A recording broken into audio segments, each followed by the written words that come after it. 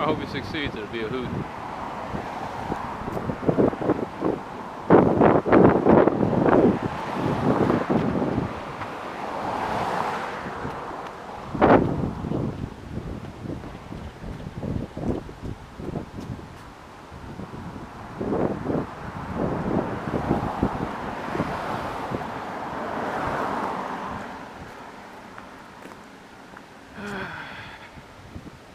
You're going to see a lot of New Year's resolutioners.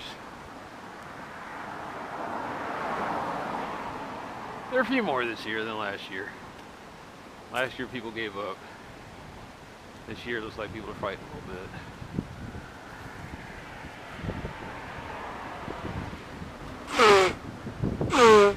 Seeing that dude jogging yesterday, that was unexpected.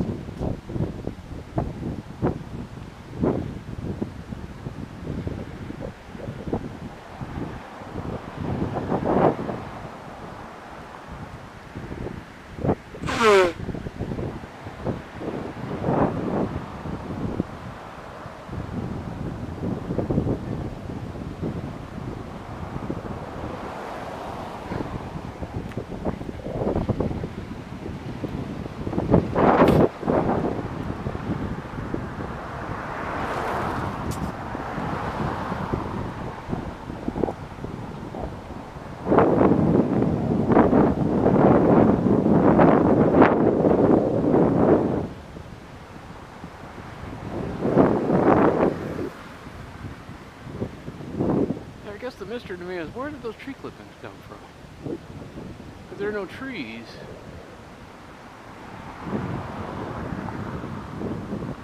Anywhere on that campus.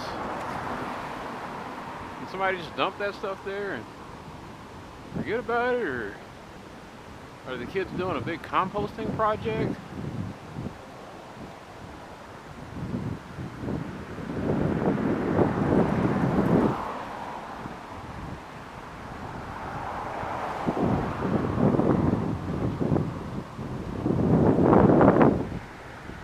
That's what they're doing up the street over at, I think it's Figueroa.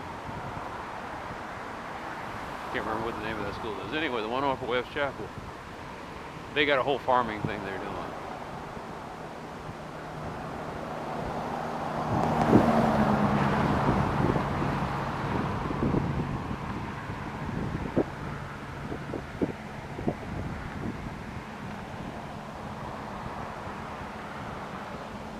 But if they're composting that, why didn't they mulch it first?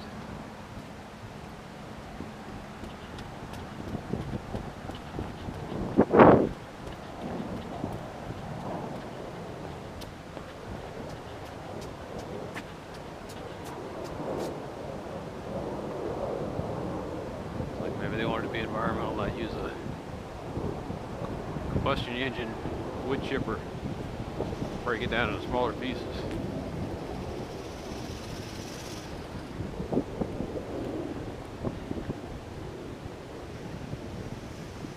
You can do it by hand. I guess the kids aren't going to be. Giving kids hatchets is not a good idea.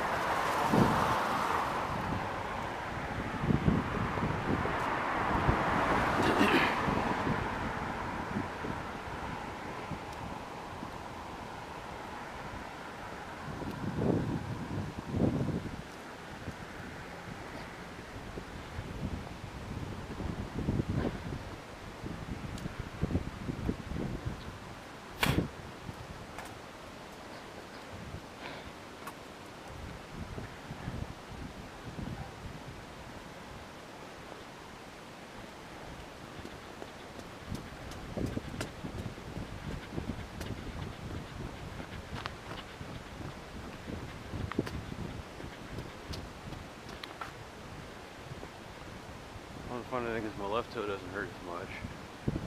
On my right toe was kind of acting up.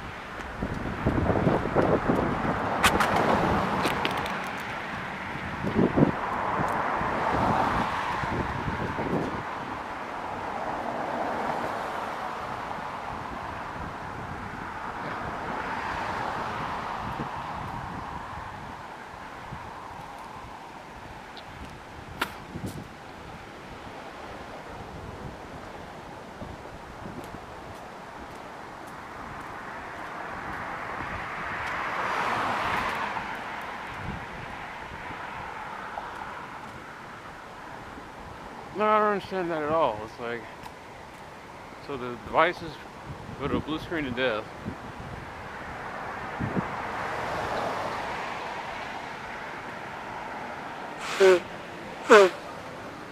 Because they aren't being formatted properly. I was like, isn't that what the image server is supposed to do? It's supposed to partition, format it, and then start the image? But it's getting hung up on the driver.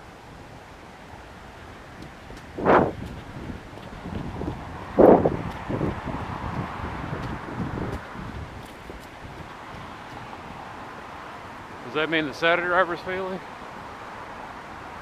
You need to update the SATA driver? I don't know. I just know whoever's working that image server seems like he's incompetent.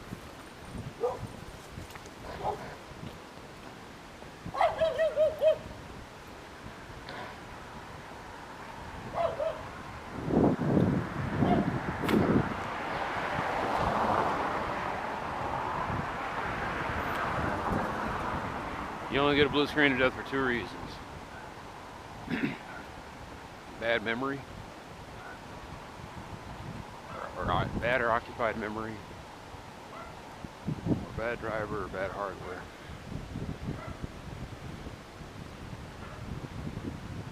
The driver is the memory.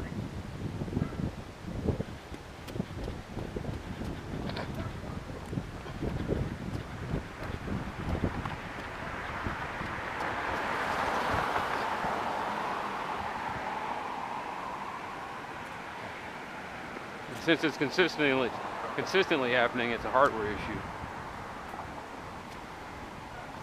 Just super annoying, though.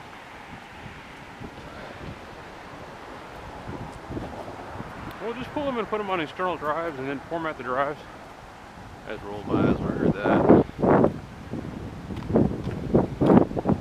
So, you have any idea how many of these laptops? Well, about to say that. You have any idea how many of these laptops we got? You want me to pull the drives, 20 laptops, and format them.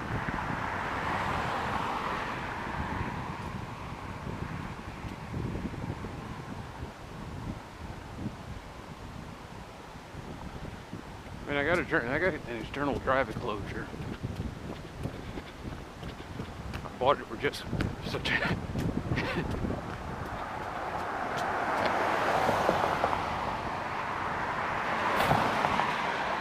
And the funny thing is, what he was talking about, I was thinking about doing. Well, I was going to do that for the BIOS upgrades.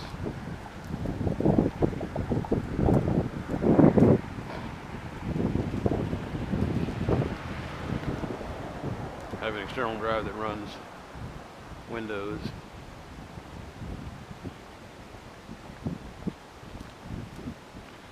That's stupid. That's the whole reason the image server is supposed to connect to it, format the drive, partition it. Excuse me, partition the drive, format it, and then start the image process.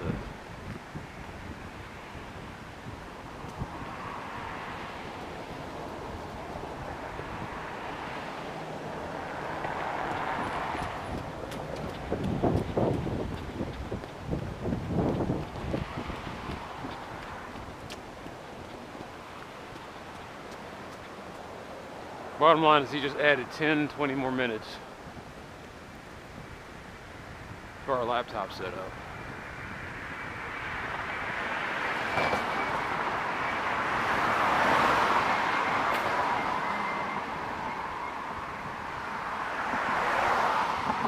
Now I got to pull these drives, format them, pop them back in.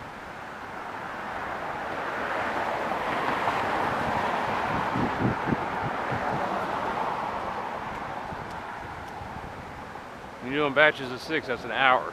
It's an hour of added extra time.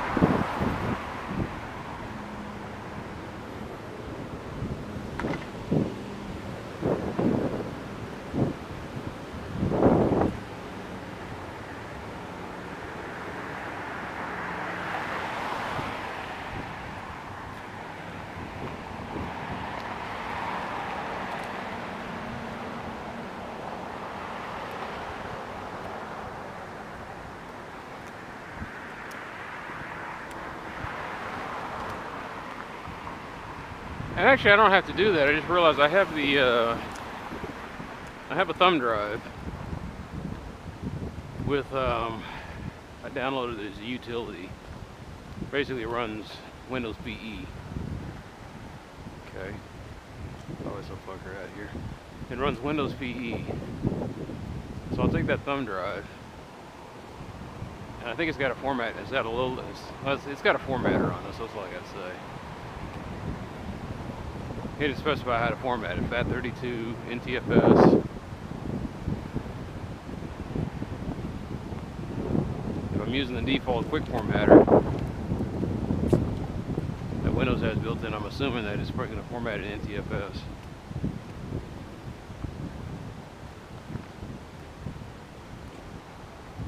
I don't even like using those formats. I format everything in ext4 or Lux.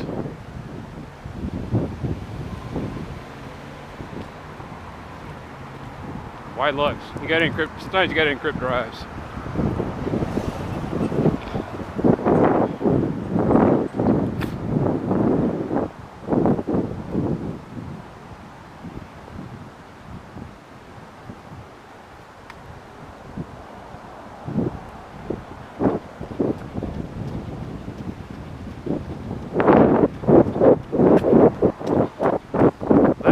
Windows says things. So you do it in NTFS, and then you run BitLocker, provided you have a TPM chip.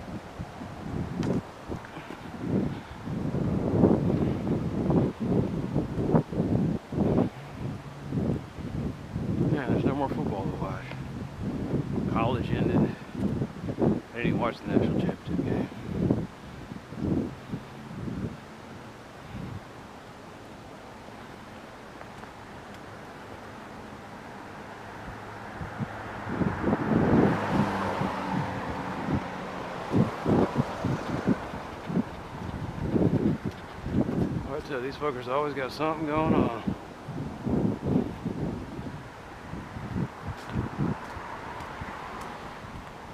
But my dad was watching it on TV. I was looking at it, I saw Clemson do a shovel pass after an interception. I said, oh, this game's over. I think it was like 14 or 21-7 at that point.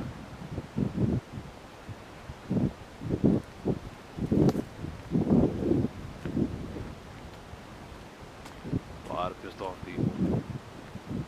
I wasn't going to watch it because I was like, it's the same thing over and over again. So I'm getting tired of seeing the same two teams.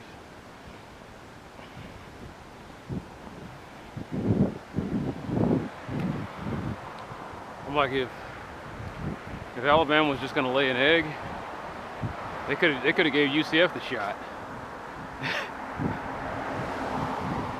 Clemson UCF, oh man, well, Clemson UCF with Mackenzie Milton, 100%. That'd have been a hell of a game to watch. That'd have been a track meet.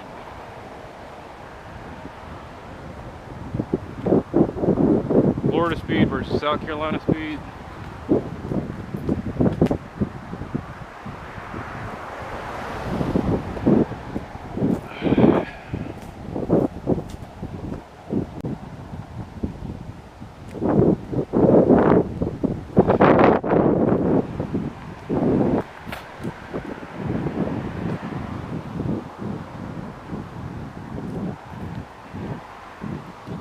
Anyway.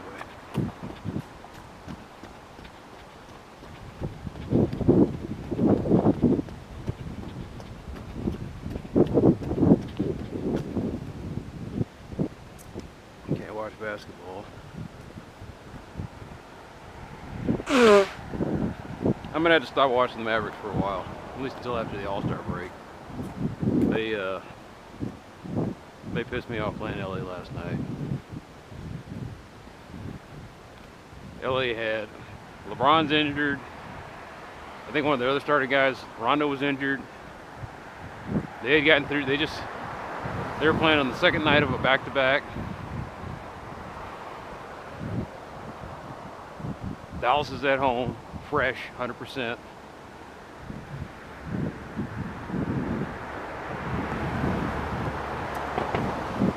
And they played tired, uninspired basketball. I looked at that and I said, they look like the team that was playing the back-to-back.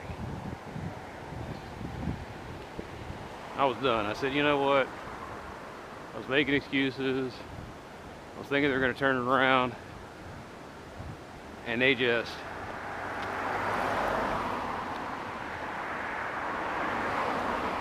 Nobody wants to step up on that team. That's what's bugging me. They get an open shot, they don't want to take it. We're just going to pass it around, clock starts going down. Careless with the basketball. No kind of hustle or enthusiasm after the second quarter. They look like hot garbage. And if they're going to play like that at home, when they were playing like that on the road, and I'm not going to waste my time with them. You know, I'm going to let them take the month to figure that shit out, because I'm tired of wasting my 2 hours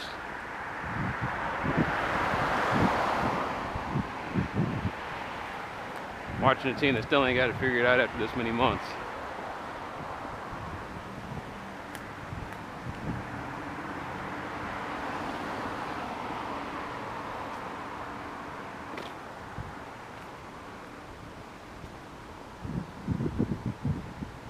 And it's kind of funny, all LA did was they tightened up and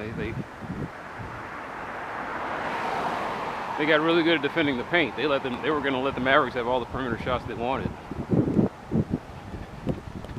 The Mavericks didn't want to take them.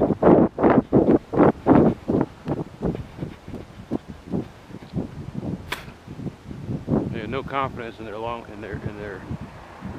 range shots. I was like, throw it up. Rebounds, see what happens, you know.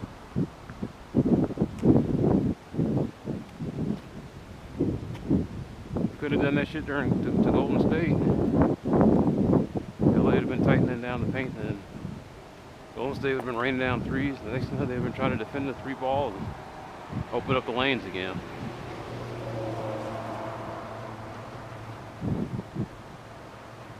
Whatever.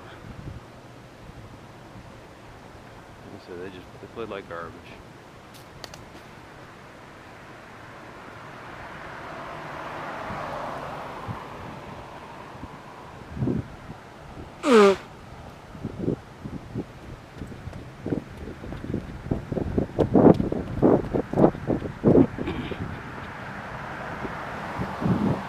Like one of the guys I have a bone to pick with is Wesley Matthews. Is he when he's hot, and when he's bad. There's no consistency with the guy. And he was pretty much non-existent for that game. And they're putting it on the shoulders of Luka Doncic. His shots just weren't falling. He was trying, just weren't falling. But no one else wanted to step up. I take that back. Dwight Powell was stepping up. Like I said, I talk bad about the guy, and I regret that. He had finally figured it out. Dwight Powell was stepping up. What's his name? Dorian Finney. Well, Dodo, they call him. Dorian Finney-Smith. His problem is he'll have an open shot, and he's not sure if he should take it or not. And I was like, yeah, man, take it. And I think that's youth.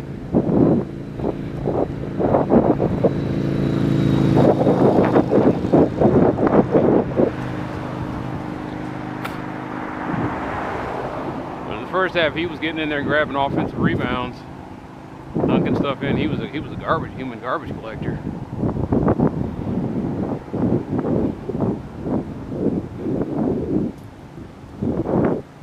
And then the second half, he was one of the guys, they passed it to him, he's wide open. I'm like, take the shot. No, let me go ahead and, he just kind of stand for a second, then he passed it off to someone. I was like, oh, 3 seconds on the shot clock.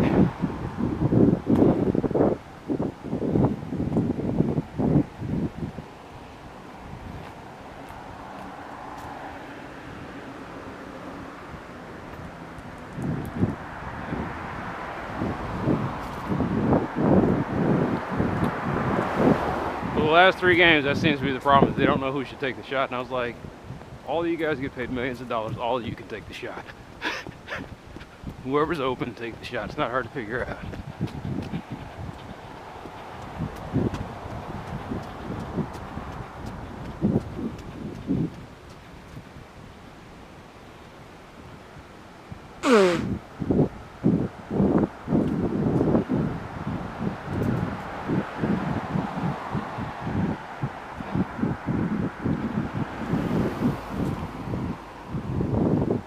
That's what's been killing them all year, is that they make all these turnovers, and a lot of the turnovers either come because they were overthinking something, or because they were underthinking.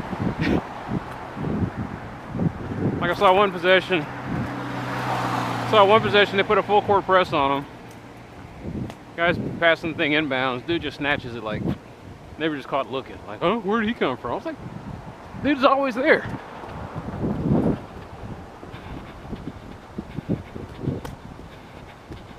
2 easy points. And the other thing about that game, the Mavericks leave 10 points on the court every night. 10 points. And they lose by like margins of less than 8. Missing at the free throw line.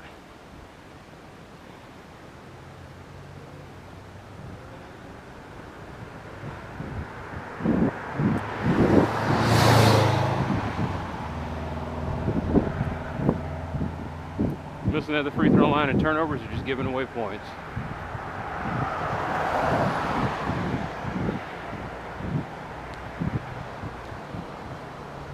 But you know what the problem was? Donnie Nelson got everybody spoiled.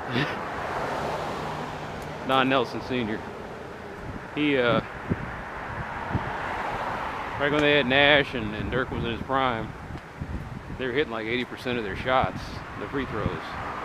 So you didn't want to foul the Mavericks because that was just giving them And they'd win those games easily because they were hitting at the free throw. The other thing those old Maverick teams did,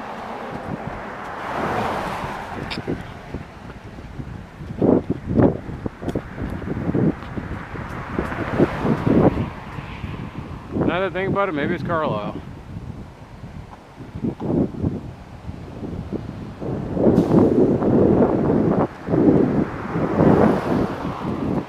I know in his system, it's supposed to be just pass it around until you get the open shot.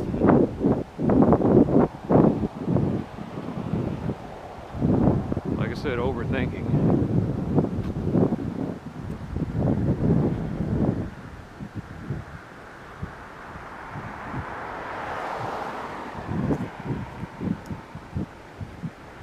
I even saw Luka Doncic do some thinking. He was like doing one thing, and he was unsure whether he should take the shot, and he tosses it up, and it was a three-pointer. He was unsure whether he should take it, so he hesitated for a little bit, and he threw up something that was awkward looking. It was an air ball. I'll say, what is going on with these guys?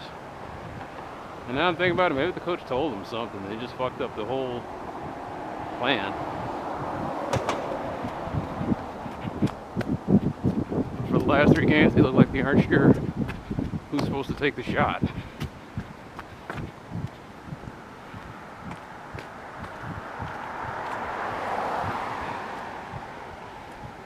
That might be the solution, is just to take whatever playbook they're using and simplify it.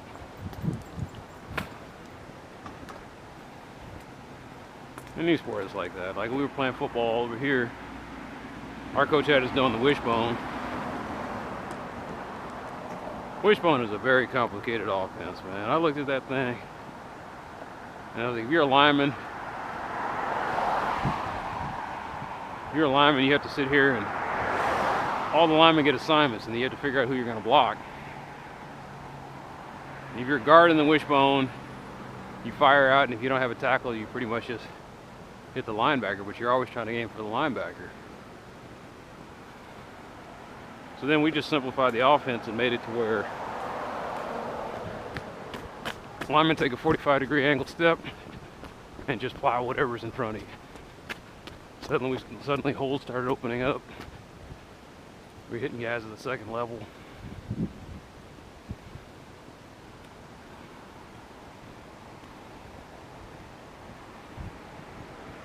For a second there, we went back to the wing and the I formation. We started having some results that way too. This is a very simple offense. Anyway, that's what I'm saying with the Mavericks. Right now, it looks like Carlisle's got them all confused because all those guys can shoot and score, and his system doesn't. Everybody's confused about who's supposed to take the shot.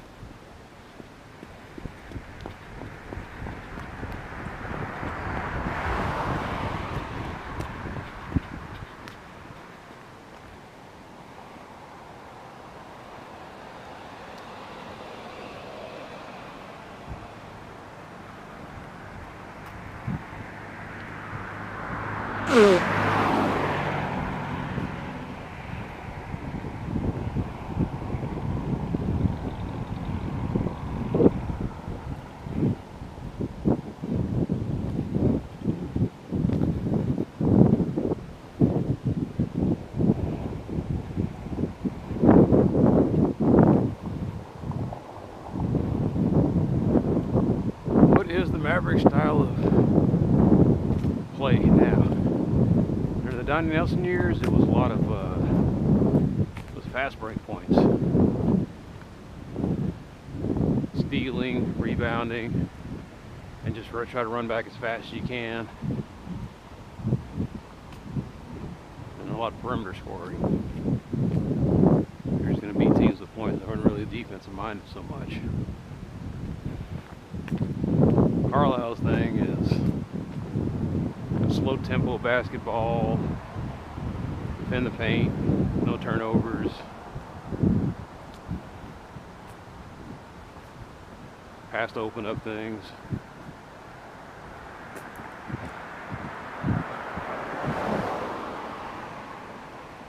And it worked in 2011 because the Mavericks had a lot of veterans that made it work. That was the thing.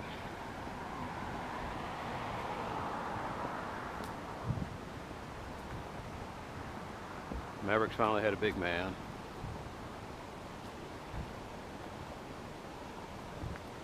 Tyson Chandler defended the paint very well.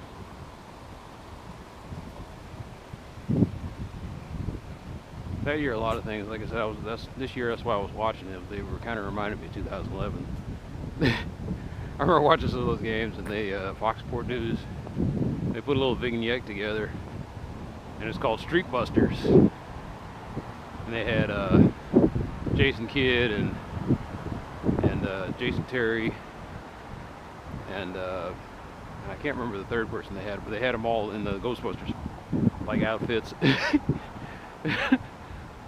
Looking up, but they were pointing out how the Mavericks that year, whenever teams went up against them and they were having winning streaks,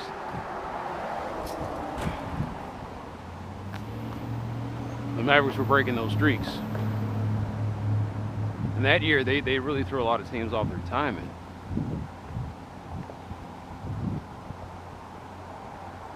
And they were a hot and cold team too.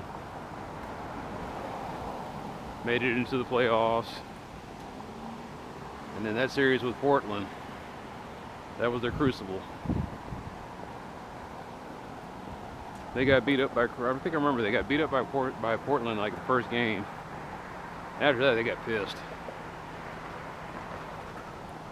That became a hard-fought series, and they won it. And after that, anybody else they played was going to catch the wrath of what developed in that crucible. Portland had pissed them off and hardened them.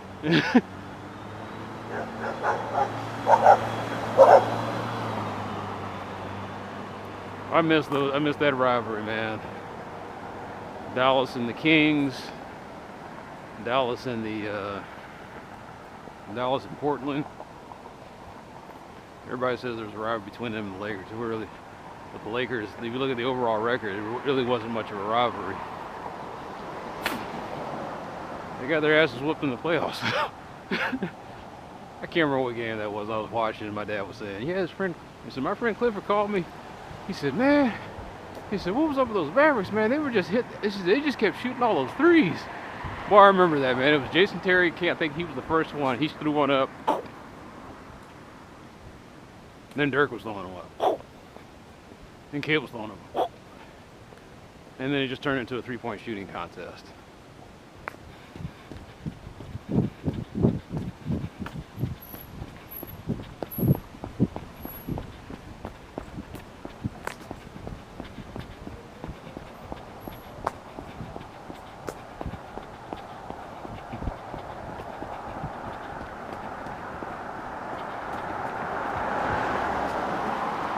I hadn't seen an aerial bombardment like that since CNN was covering Desert Storm. The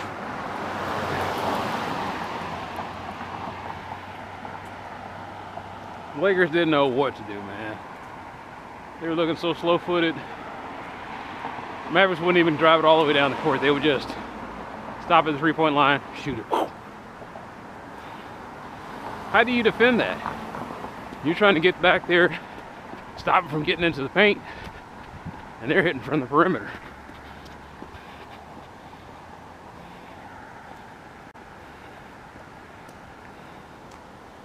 They rained down so many threes.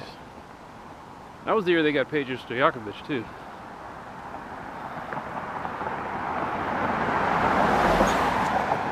And they had a lot of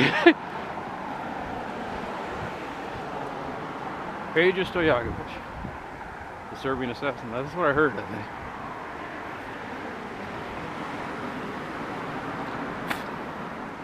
day. Love Eastern Europe, man.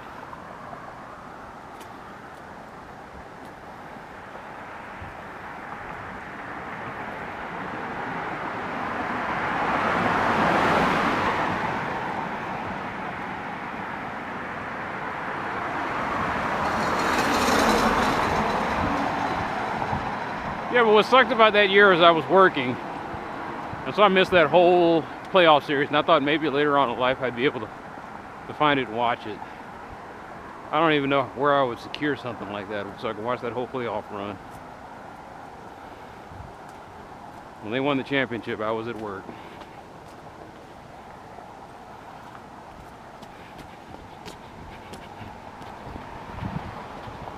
I realized the last Super Bowl I watched was when the Patriots beat the Giants.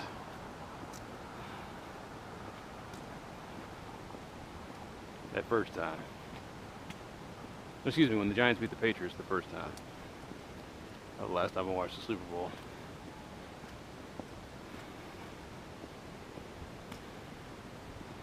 Before that, the last Super Bowl before that was Dallas. Because I didn't get to see, like I said, I was always working. Pizza place, I worked on the weekends. Delivering phone books, it was always something.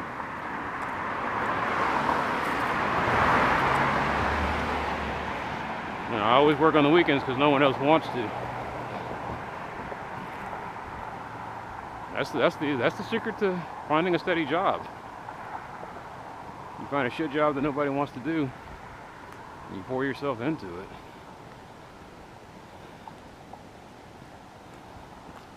Do you say to yourself, I'm not going to work on these days, and I'm not going to work on these hours, then yeah, it's going to be hard finding work for you.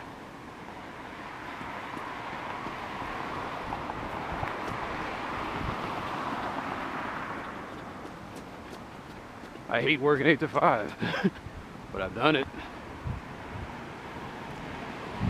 I don't understand how anybody can. That's not even a life, man. Because the way I did it is I'd wake up at 6, cook my breakfast, make my lunch sometimes. Sometimes I'd make it the night before. Be out of the house by 7. Had to be out of the house by 7. If it was 7:05, I was going to be late. Get out of the house at 7, and it takes an hour. It took me an hour to get through all that stupid traffic. It doesn't matter where you have to go.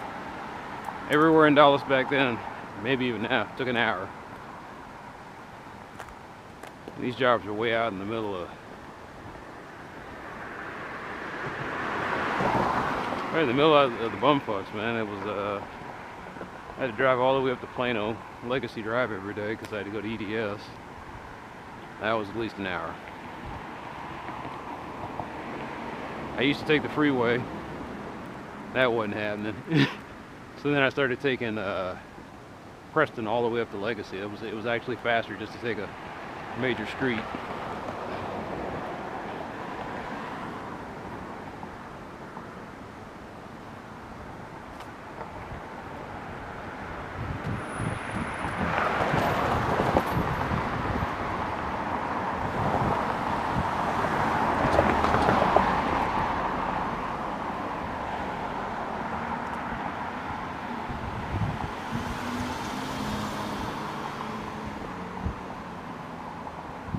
A lot of assholes out here. No, it bugs me because it's 9 o'clock at night.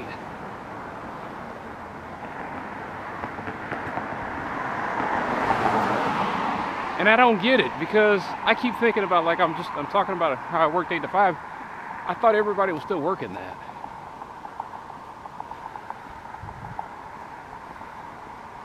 So by the time 5 o'clock would roll around, I was dead tired. I'd go home.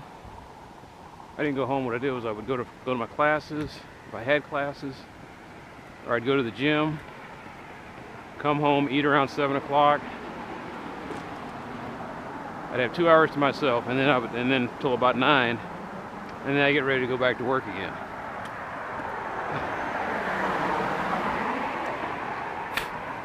I had to be in bed by 10 at least. This is back when I was watching TV, so.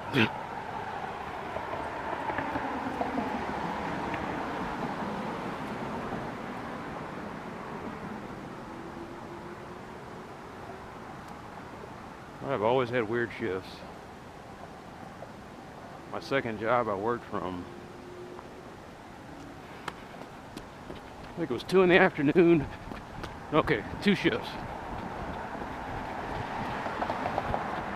So when I first started working there, when I first started working the stream, it was 4 in the afternoon, I think, to midnight. No, it's 2 to 11. I worked 2 to 11. And then they needed someone else to cover another shift, so I started working 4 to 1, 4 o'clock in the night till 1 in the morning. I hated that shift. Actually, I hated all those shifts because I'd be driving on the road, and that's when I got harassed by Carrollton's finest. It was always something.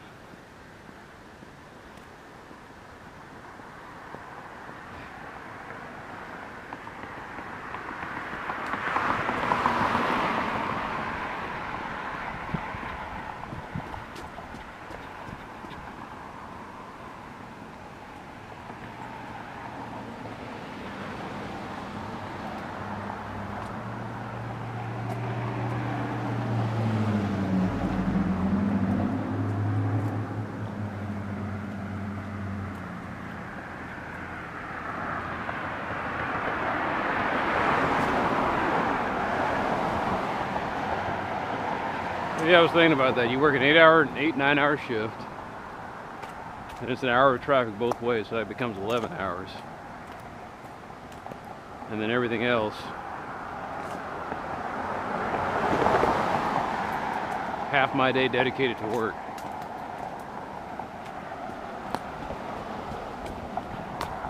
I had no life.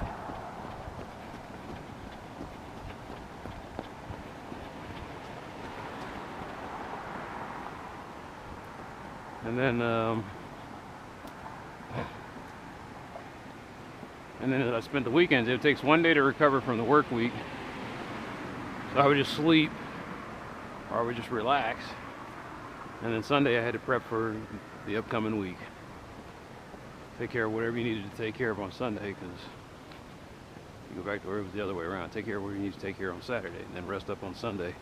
Then go back and do that whole grind again.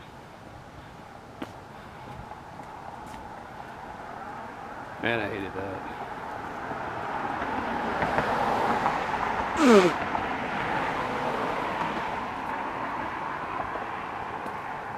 And I do that for 3 months at a time, because you got 90 days. After the 90 days, they let you go.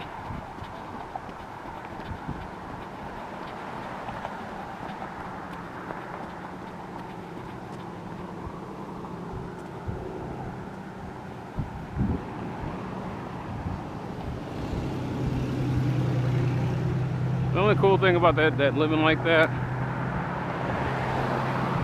like an old person with savings can do the gig economy. You got something to fall back on. You've got like 10 or 20 grand in the bank.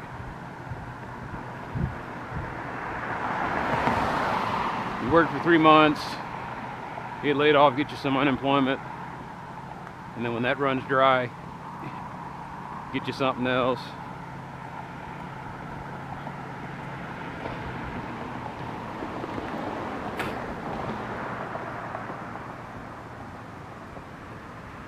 I mean, that works if you got everything paid off, or the bills aren't that bad.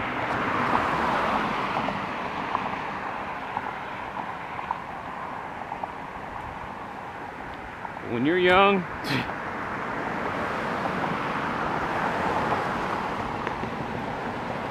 that's got to be stressful.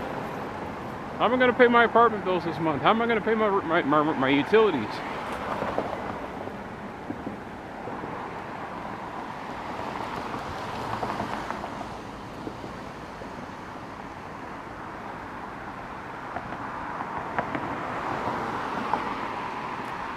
I guess even the Mormons drive bad.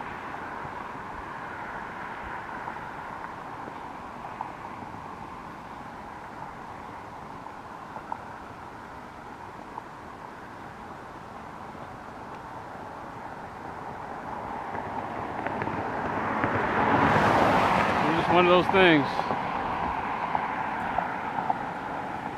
That's why I'm laughing when I look at the millennials and they have their snarky comments to the boomers. Why don't you just do this and why don't you just do that? And they just roll their eyes at them. But the Generation X, they're quiet. It's like, yeah, we know what you guys are going through. We get it. Been there, done that.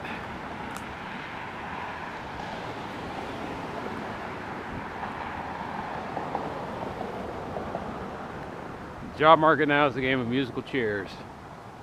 And the boomers just don't seem to want to give up their seats like they're supposed to. And the only reason you get a job is because every once in a while they get up out of the chair.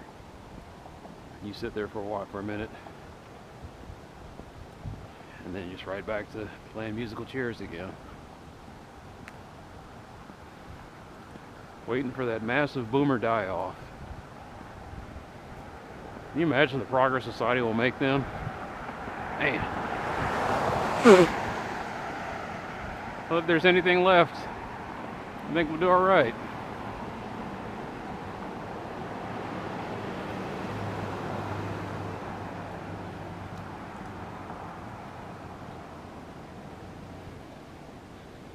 Like I said, this generation, the old generation, is now just waiting for Jesus to show up. They're going to be disappointed.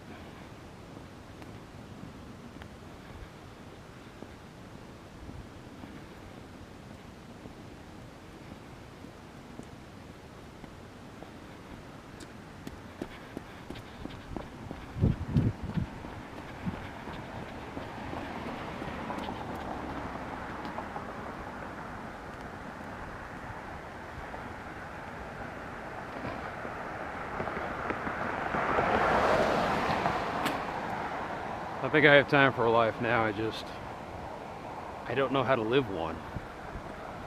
I've been working and saving for so long that I don't know how to break out of the pattern.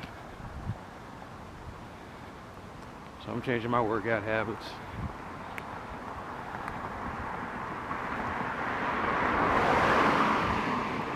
I think maybe I'll find some social groups to hang out with. Nah. Nah. Not gonna do it? No, I'm not gonna do it. Alright, get ready. Knuckle up.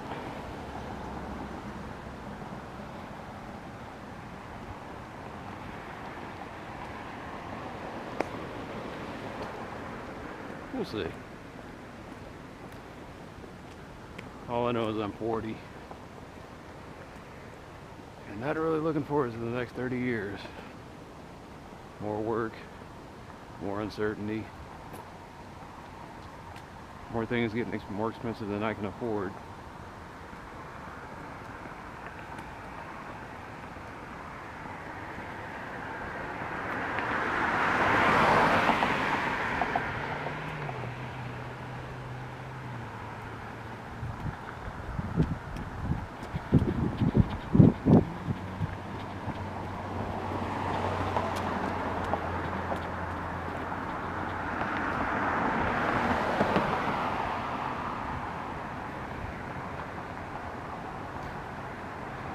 I've just never seen anybody walking on the sidewalk this hour. What's going on tonight? Nobody's playing. I mean, the weather's nice, but I don't know, maybe the tweakers just finally found this street. I mean, there is no law in Dallas.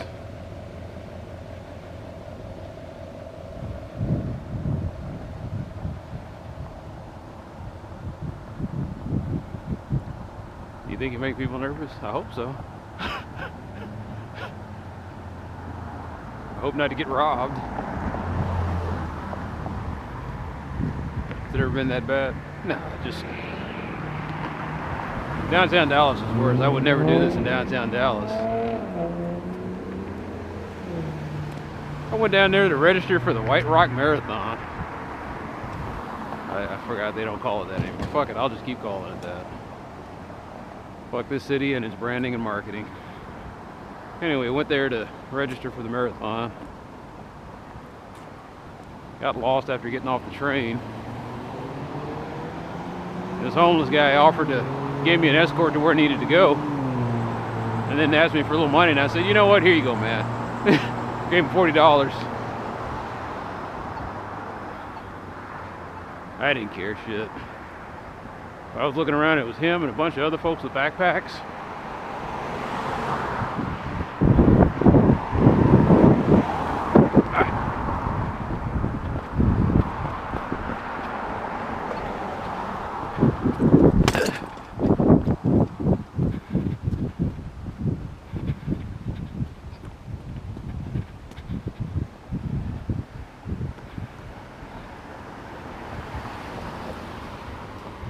Now they're gonna fuck up this street. No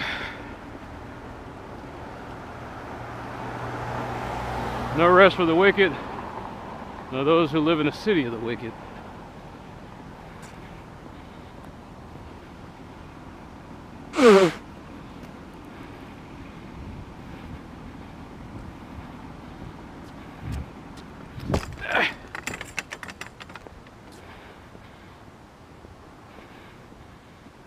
Should have swam over that one.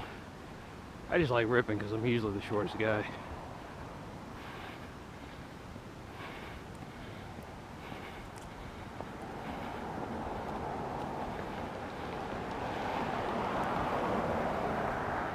I swear there's a conspiracy, man. They're like, this fucker's walking around late at night talking to himself.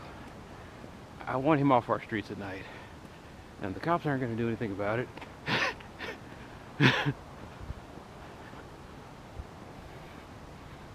Another one of my sidewalks they're fucking up. So, can't win.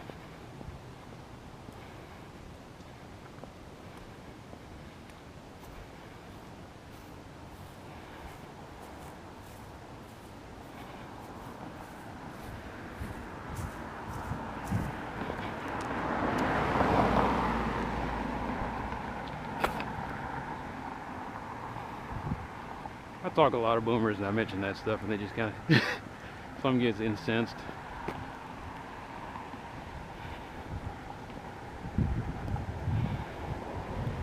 Like the worst thing that's happening right now is boomers in IT. Because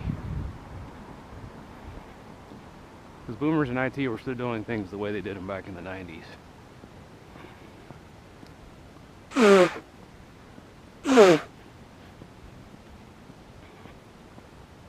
They're looking for hardware solutions to problems that can be solved with software. They're looking for a device, and they're just looking for a web-based service. But it is what it is.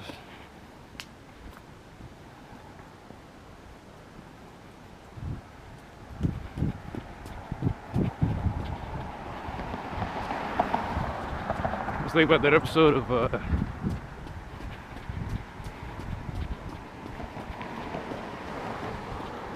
Aqua Teen Hunger Force had an episode where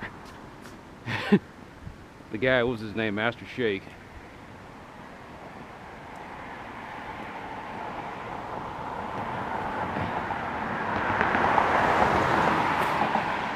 he bought a cell phone from some service, and the cell phone was like something from out of the 1980s, the old brick.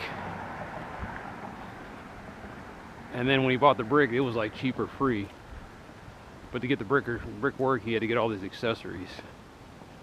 So he's sitting there getting all these accessories, like a pager and a printer and a and some kind of helmet with an on-screen display. And he's paying all this money for all these accessories. And the Frylock was sitting there mentioning, he's like, you know, they got all this stuff built into the new phones. I was like, looking at it, I can just hold it in the palm of my hand. Anyway, that whole episode reminded me of the difference between the way boomers implement IT and the way the rest of the new generations do.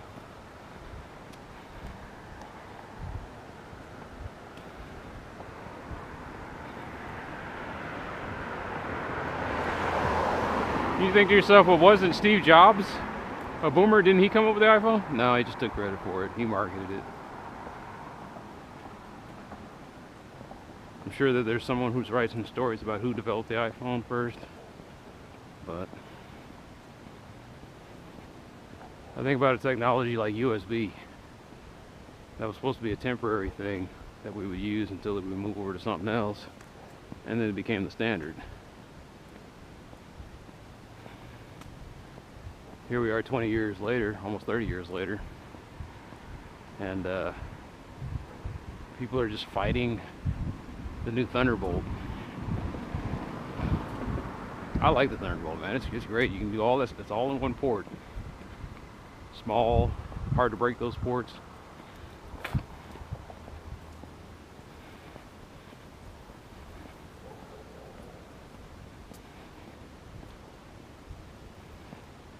I guess that's what bugs me about boomers in IT. That's the thing I'm saying, is that they're trying to fight. They're fighting hard to keep all this legacy stuff going when they need to let it go.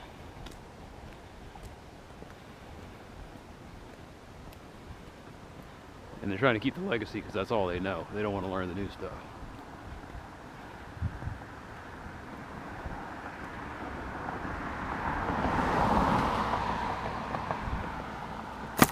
Windows 10 uses UEFI and GPT. I say Windows 10. Windows 10 uses UEFI and GPT. And you got guys still fighting. Still fighting to keep MBR going.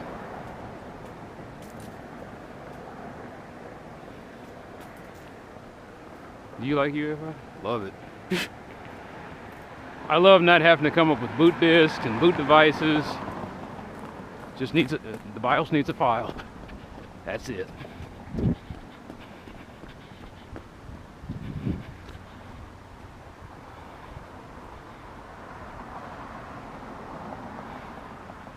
I love that BIOSes have become what I always wanted them to be. Someday in the future, what's going to happen is you won't even need a boot device.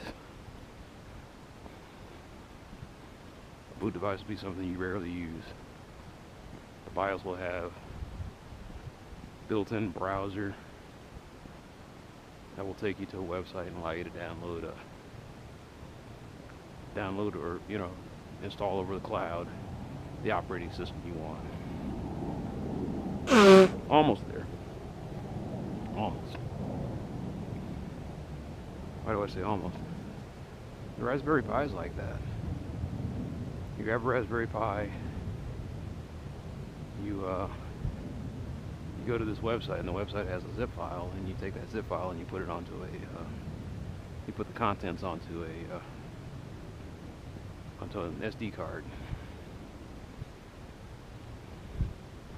It takes like 5 minutes. Fortunately, that means, like I said, but I just wish that was all built in. And in that 5 minutes, it boots into the SD card. The SD card says, which way you want to go with this? You got Raspbian, Kodi, RetroPie, or you got this shitty ass version of Windows that Windows still hasn't quite letting go of the whole operating. They don't quite want to jump on board with operating systems as a service. So they give you this, I think it's called Windows IoT, and it's very limited.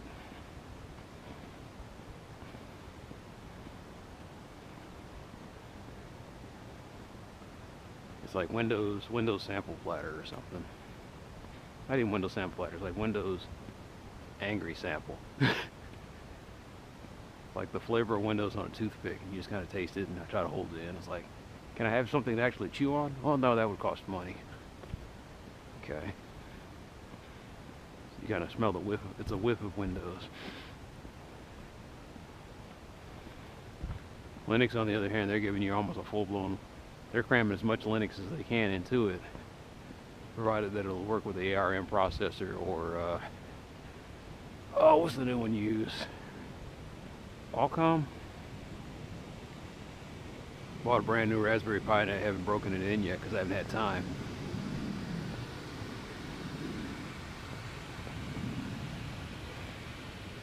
Kind of wasted my money on that one. I'm sure I'll make use of it someday.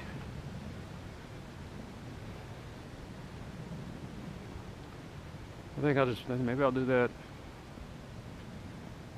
I'll do it in August and in April when I have the free time. I'll put Raspbian on it, and I'll play with Raspbian a little bit. Got another box, and it's got the whole reason I bought these things is because I keep trying to find a Raspberry Pi that will allow me to emulate PlayStation games, PlayStation and N64. I was like, "Are you sad that EMU Paradise went out of business?" I was like, "I wouldn't even notice." I'll go on the internet, type in the search engine, ROMs. There'll be some new site. If I can't find it on the open web, I'll find it on the dark web. I'm sure there's some guy that'll post up links and he'll say, "Go to this file posting site. It has all the ROMs." I'll grab it from there. The dark web is basically the free market of the internet. That obscure, hard to find junk, it's out there on the dark web.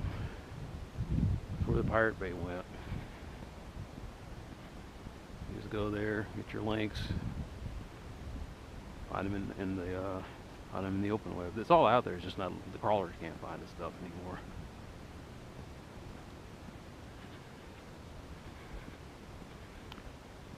But I thought I had to go on the dark web to buy weapons and ammo and stuff. And I was like, "Can you buy ammo online?" The web said, "Not only can you buy it, it's like, here's the site you need to buy it from." And I was like, "Son of a..." So I go to the website and I bought gun ammunition last night. And the crazy thing was how much I bought. The place was trying to sell me 500 rounds, 1,000. I was like, does this mean the FBI is going to come knocking on my door? No. So I bought the smallest amount I could buy in bulk and save some money. About 250 rounds of ammunition. I'm like, what am I going to do with 250 rounds of ammunition?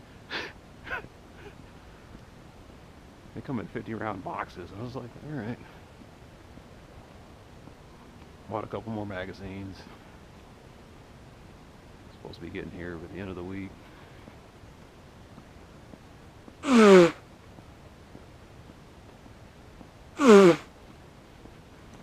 I'm gonna try shooting this year.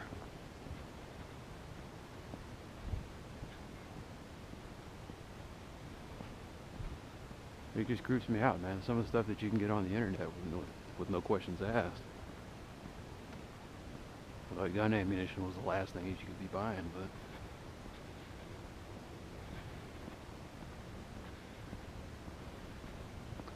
although there was a limit on the amount of guns you could buy.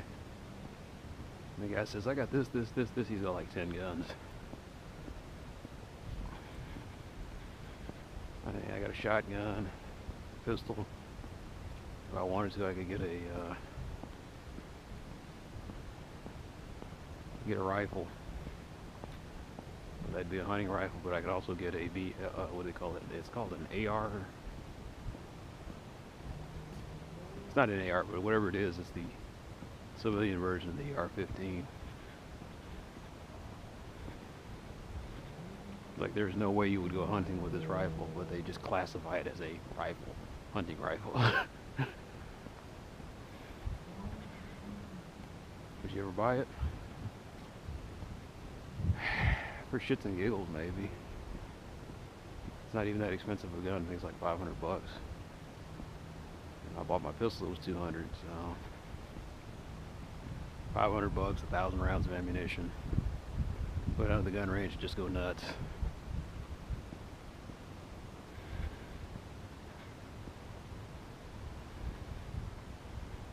Because even though it doesn't have the only difference between the civilian version and the military version is you can't go full auto on the Civi version.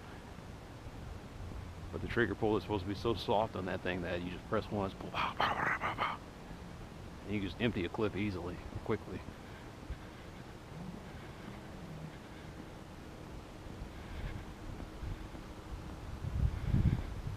Like, they made killing somebody as easy as clicking the mouse button.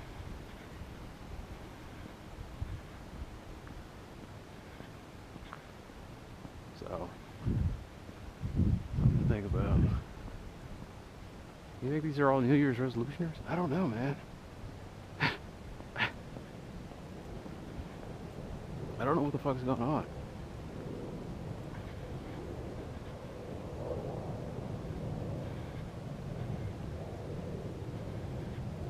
Like I said, my ego's telling me that the world's just, you know, people are just copying me, but maybe there's something going on that I don't know about.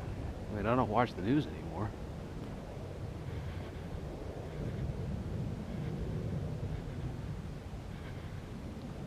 Today I kind of caught a glimpse of something on TV. I guess Trump's building a wall.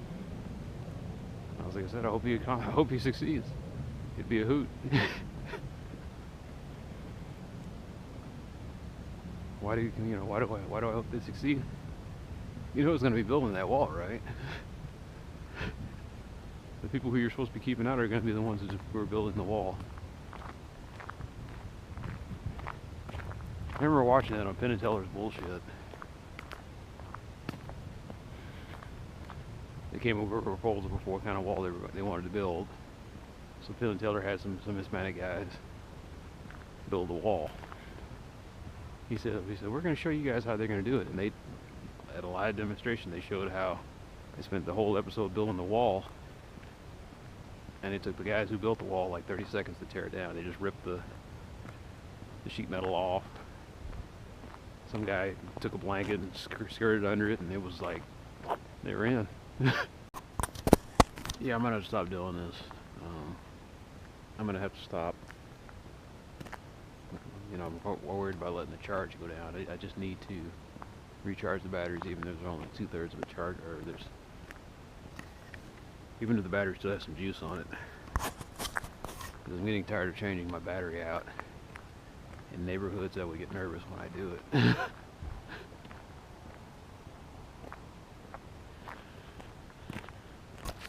The battery seems to go out when I'm in the bad neighborhoods, in the middle of a bad neighborhood, or the battery goes out when I'm in the middle of a good neighborhood. It never goes out on neutral ground. But yeah, I hope Trump builds that wall. It'll be funny to watch all those people just jumping over it, go under it. He's building a wall. He's building a wall when there's not even that many people migrating over the border anymore. You want to stop people from going across the border? Give them a reason not to go to the border in the first goddamn place.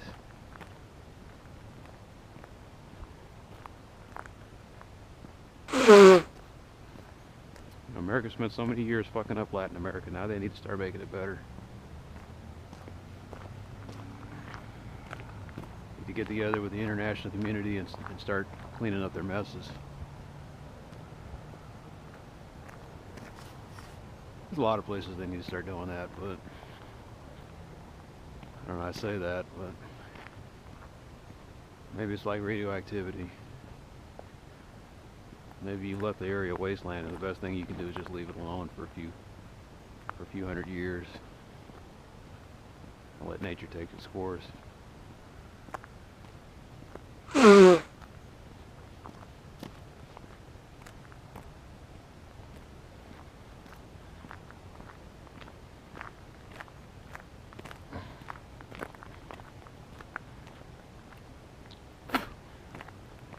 It's kind of sad that Western civilization fucked up three-fourths of the world to make 1/4 of it comfortable.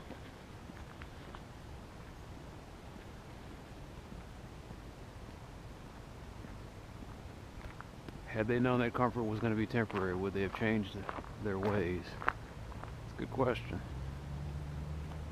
Because the comfort that 1/4 is feeling, it's starting to go away a little bit. 5% a year. The rich may be getting richer, but they aren't getting safer.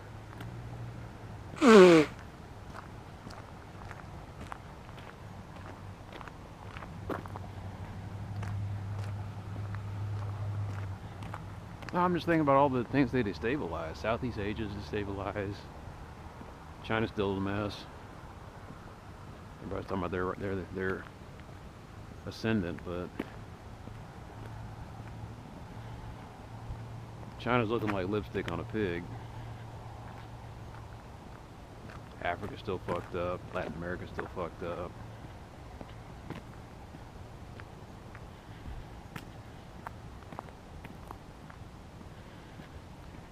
India's a mess. The Middle East. People say that's their fault. It's like, no, that's Western civilization's fault. Conquered them people, divided them people, taught them to hate one another, and then left. Maybe not taught, maybe that's a little bit strong, but definitely built a situation that kept that hate, those hate fires going.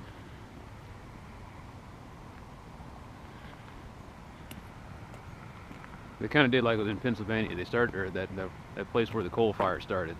They started a coal fire and made 3/4 of the world uninhabitable.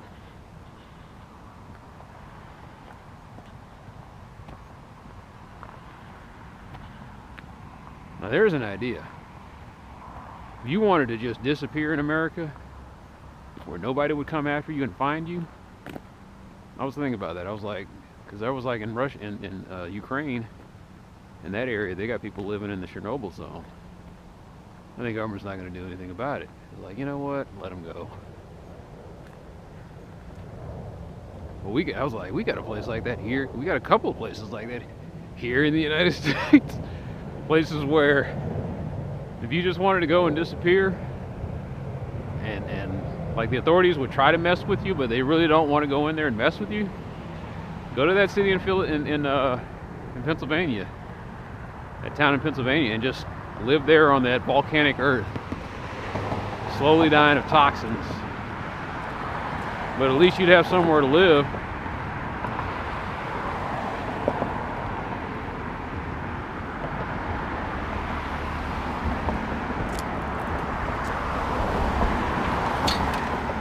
That's probably what'll happen to me. Is if I lose my job or something weird happens and I can't live in this mess anymore, I'll just wander off to some place where nobody else wants to be until they find my bleached bones. I think that's what happened to David.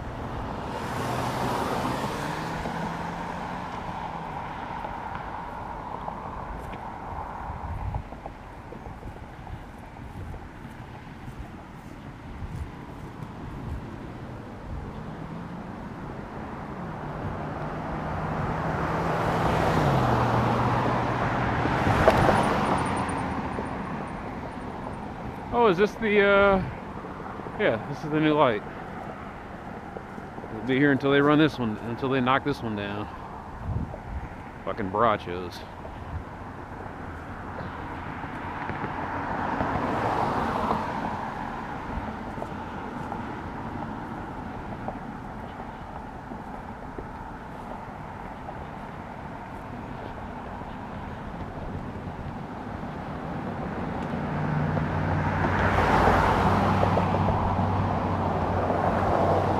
What scares me is I got that on camera one day. The bad driving, something about this area.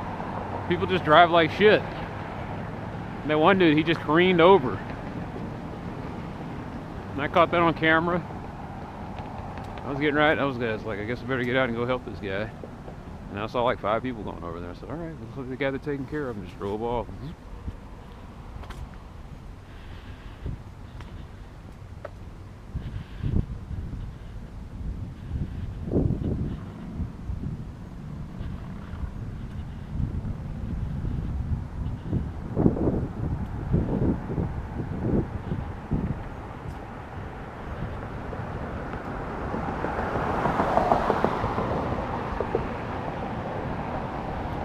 I never know what to do in that situation. Because from what I understand is you call the cops, you call the authorities, and then whoever's in there suffering and hurting, you leave them in there. And you're like, well, how can you say something like that? If they got a broken neck and you move them, you can damage the nerves in their neck. And you can cause paralysis if you pull them out of there. If they've got internal organ injuries that, and like the pressure of the steering wheel or whatever is keeping that in place, you pull them out, you cause internal organ bleeding, and they bleed waiting for the first responders to show up. So all you can do is sit there and listen to their cries and wait for the guys to come in there and put them on the stabilizing board to keep pressure on whatever internal injuries they've got going on. Just stick around and make sure they don't go into well, you can't even, yeah, you stick around and make sure they don't go into shock. That's about it.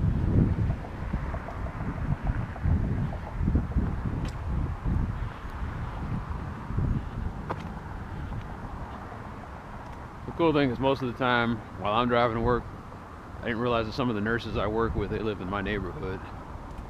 So they just seen the same thing. And they just stabilized the patient, called in and said, hey, I'm gonna be late. I'm at the scene of an accident. Whenever you get here.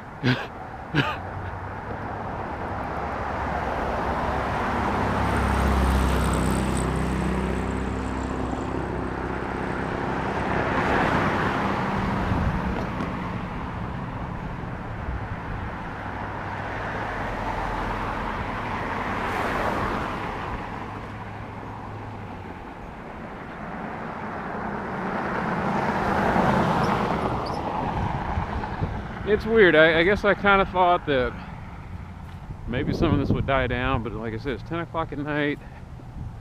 The only thing I think is that more people are working staggered shifts, and they try to do it to relieve traffic, but nothing was going to relieve the fact that there's just too many people in this tiny area.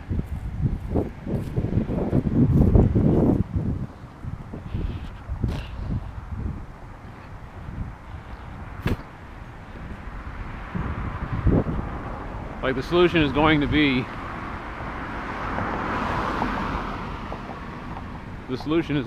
oh, they fixed it. The solution is going to be automated cars and mass transit. I still think about that stupid shit. Like, I was reading an article in I think it was Washington Post or New York Times. Just some random thing that comes, like I click on a new tab and it says, hey, click our clickbait.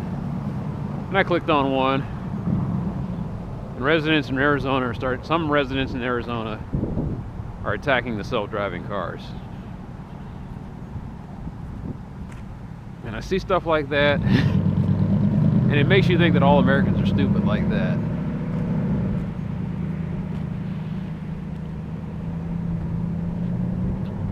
There's just a few nutballs, scared of change, worried that these things are going to kill people. And I was like, you don't seem to be worried about the people that are getting killed now by human-driven cars.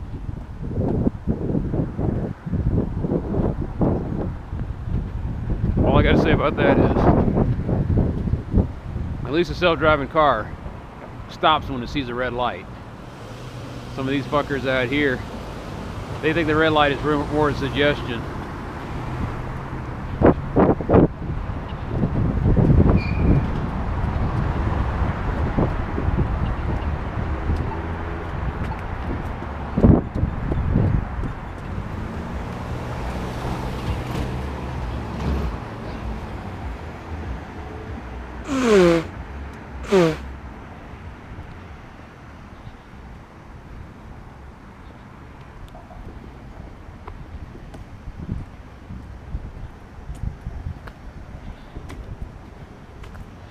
Oh, that tire was really bald.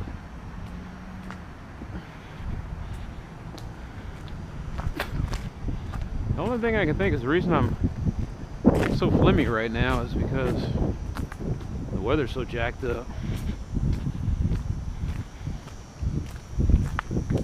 We have a lot of people with respiratory problems, nurses and patients.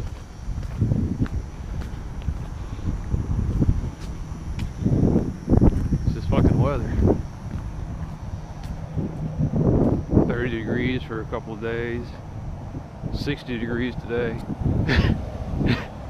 then dropping back down to 30 degrees, unless they'll throw a little rain in there every once in a while.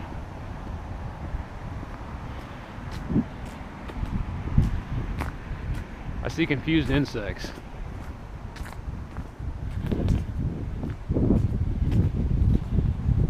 So let me show you.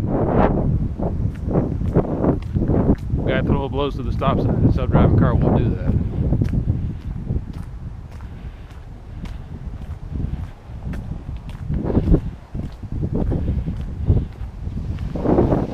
Blow through one stop sign.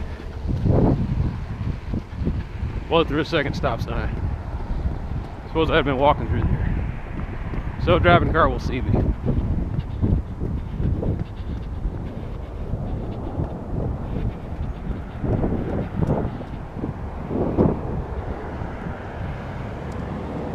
I say, what about the people that were hit?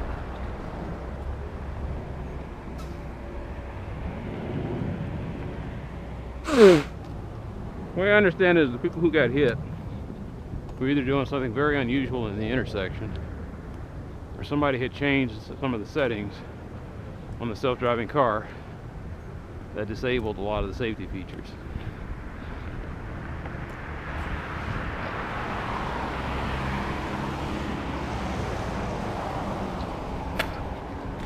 That person that got struck and killed with the bike got struck and killed because Uber, I think it was Uber, had changed some settings on the self-driving car.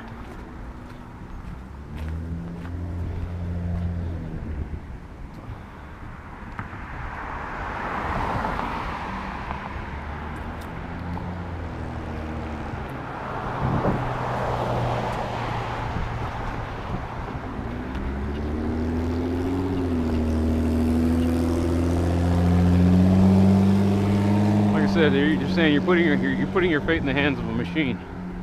I was like, the machine's not on drugs. The machine's not ignorant to the rules of the road or apathetic to them. The machine has better vision at night than I'll ever have.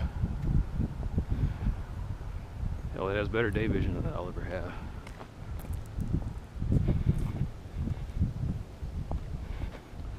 The machine's not taking prescription medication, not self-medicating, not drunk.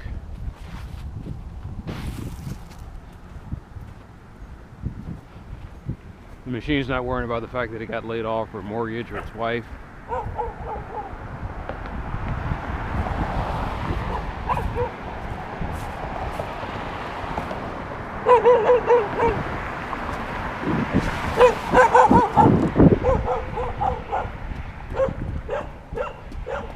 The argument might be that the machine doesn't really care about human life, but you know what? Neither does a sociopath.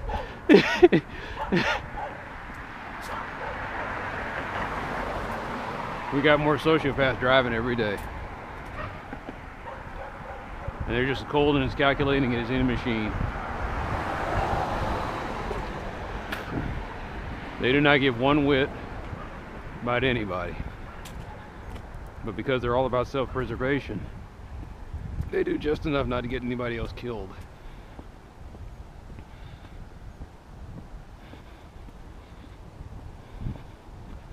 Now, I guess you can build some self-preservation into an artificial intelligence.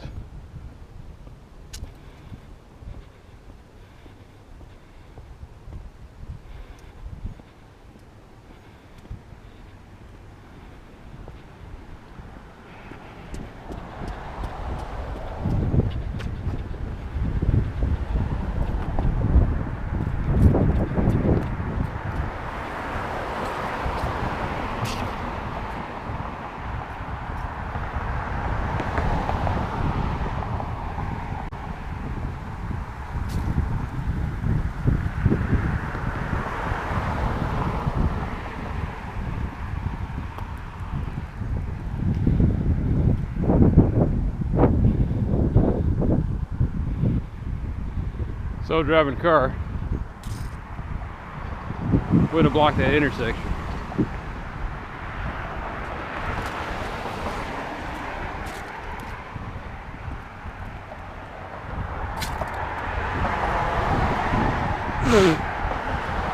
Self-driving car checks both ways before darting into the main thoroughfare. It doesn't just look off in one direction and then wonder where the hell you came from.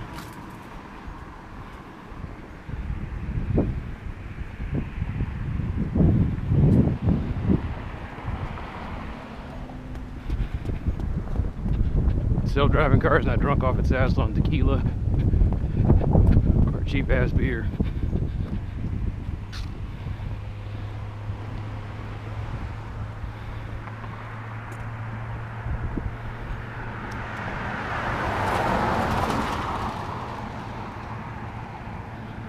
Self-driving car didn't work a 12-hour shift.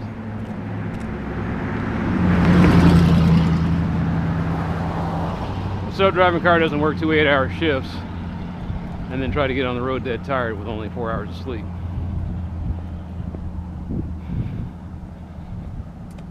I can go on and on about what a self-driving car doesn't do. These idiots that are throwing rocks and shooting up and slashing the tires, all they can tell me is some fantasy nightmare that they read in some book. What about that movie? You mean the one that was meant to entertain and not really educate?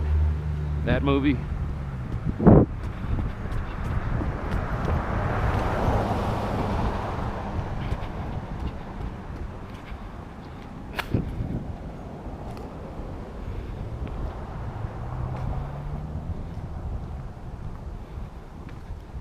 Maybe it's time the machines do take over.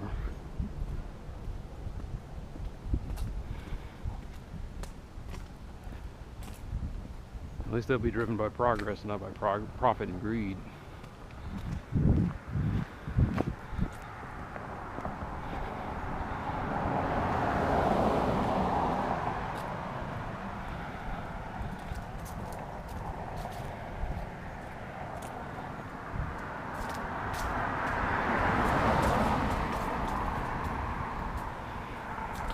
Poetry will be lost, and the beauty of art. I was like, those are being lost anyway.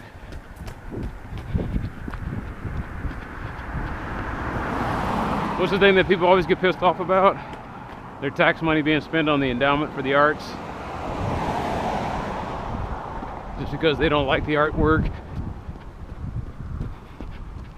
They don't want us wasting money to expand upon it.